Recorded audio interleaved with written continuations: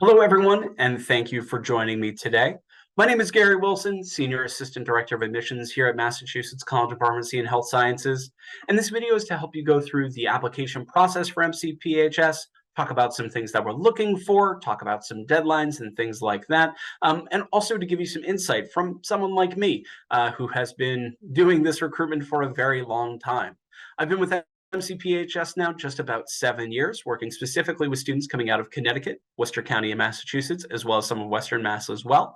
So if you're from any of those areas, hello, I'm your admissions counselor. It's very nice to meet you. So with those introductions taken care of, let's get started. First, we're going to be taking a look at the Common Application. We are a Common App school, which means that for admissions to MCPHS, you'll need to submit a Common App through the Common App website.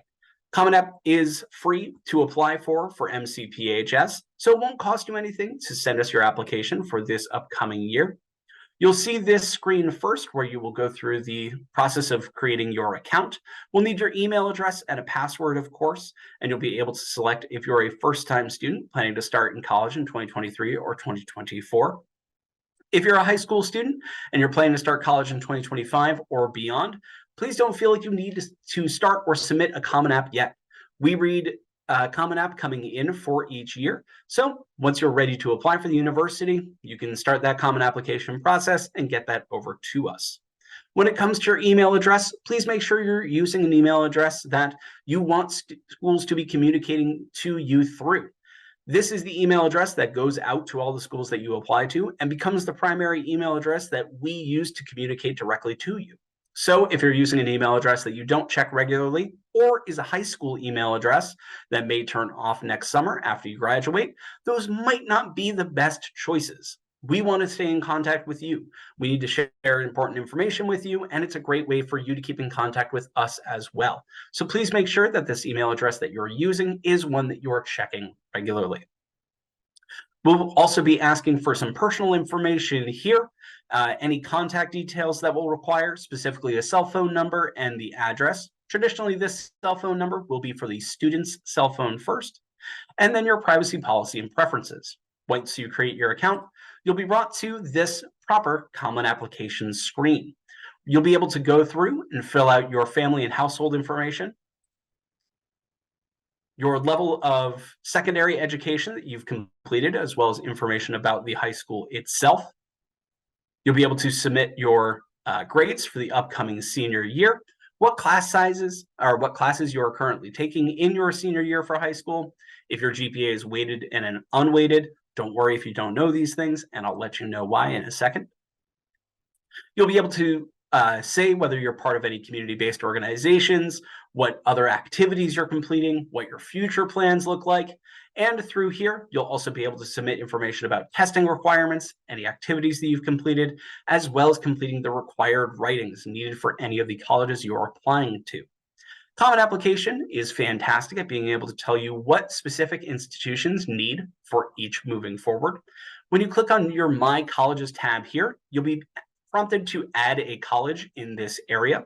Once you add a college using our Common Application codes, most schools you'll be able to find the Common App codes on our websites.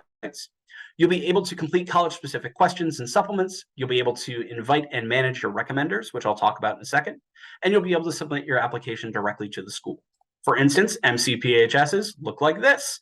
You'll be able to see our application deadlines, if there are any application fees. As I mentioned before, for MCPHS, there are no application fees needed.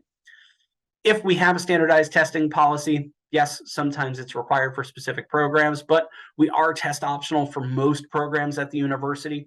Please reach out and ask just to make sure that your program is one that does not require a test. And you'll be able to see any of the other things that we require.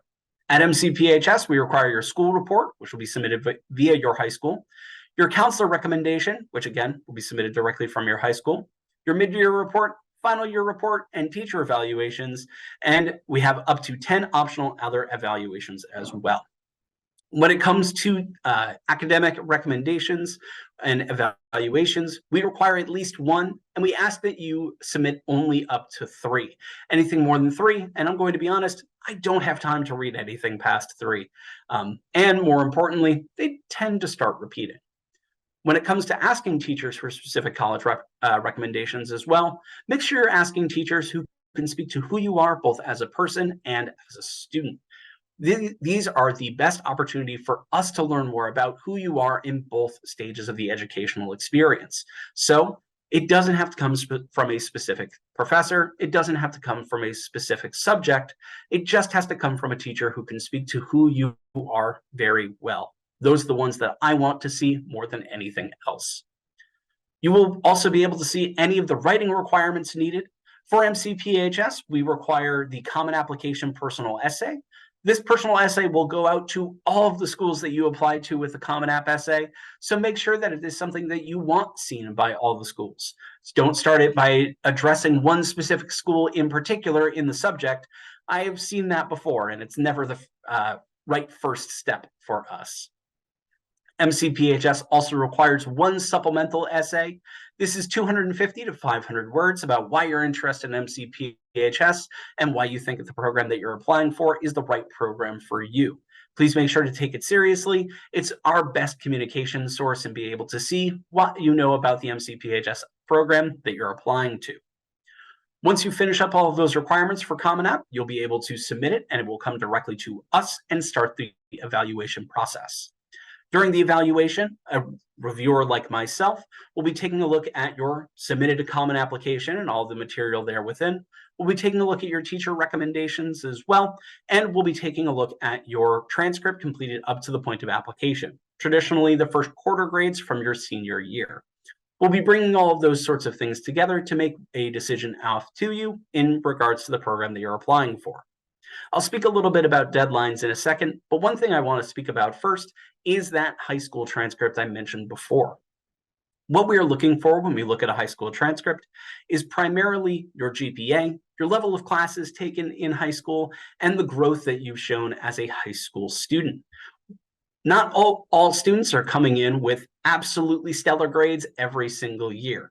We all face challenges. Students face a variety of different challenges and a variety of different factors, which can change grades and cause things to change year by year. So what we're looking for in particular is how much growth and how much effort you've put in throughout your high school career.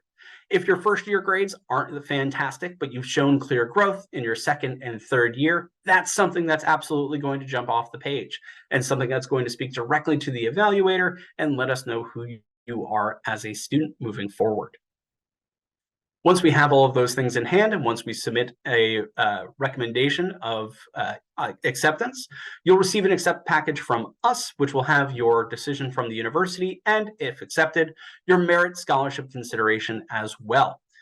Your merit scholarship is just the first part of your financial aid package. Of course, your need-based financial aid will come out a little bit after that. We don't require you to submit the FAFSA before applying for the university, but I would recommend you filling out that FAFSA as early as you can. This year, we're expecting FAFSA to open on December 1st, and it has to be open by January 1st, so please make sure to fill that out as soon as it's available.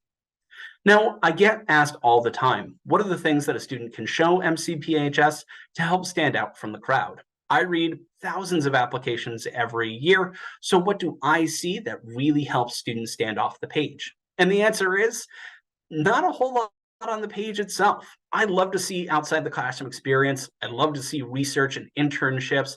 I love to see students who've already completed a CNA or an EMT if they're applying for a PA-based program. But more than anything, I like to see students. I like to speak to my applicants. I love to sit down and chat and learn who they are as people. I love to see them at open houses and off-campus events because it allows me to get to know who you are truly, to make sure that you're the right fit for MCPHS and also that MCPHS is the right fit for you. That's the easiest way to stand off the page, by communicating with us, by meeting with us, by making sure that we know who you are moving forward. That way, when I'm reading an application, I can go, oh yes, I met this family at open house. They were super excited to see the nursing labs. I bet they'll really fit in well here. Let me adjust my reading a little bit, and I'll be able to take a look for slightly different things as opposed to a student that I've never met before. All of the different admissions counselors at MCPHS cover different territories. I mentioned at the start, I work with students in Connecticut, as well as Worcester County and Western Mass. So For students coming out of those areas, you can go onto our website, mcphs.edu, go to our Find Your Counselor page, and be able to punch in your zip code. Once you do so, your admissions counselor face and contact information will pop up, and we're more than happy to sit and chat whenever we're available. From there, the other piece of recommendation I would give you is leave no stone unturned. Make sure you're listing out all the different activities and all the different things that you are interested in and doing in high school, because we want to know everything. We want to see everything. We want to know what you're involved in and what you're going to do moving forward. It allows us to make a broader decision and get a more well-rounded picture as to who you are as a student. In wrap up, I do want to speak a little bit about the deadlines that MCPHS has for our applications. MCPHS is an early action institution, so our early deadlines are early action based. They are not binding in any sort of way if you receive an offer at those times. Our early action 1 deadline is coming up on November 1st. Early action 2 is coming up on December 1st, and regular decision is coming up on February 1st. Keep in mind, the earlier you apply, the more priority merit scholarship consideration is given, and for seated programs, more seats are available in those programs. So I do recommend applying as early as you can. If you do have any further questions, please don't hesitate to reach out to the admissions team. As I mentioned before, we're always happy to chat whenever we're available. Thank you all so much for sitting with me, and have a great day.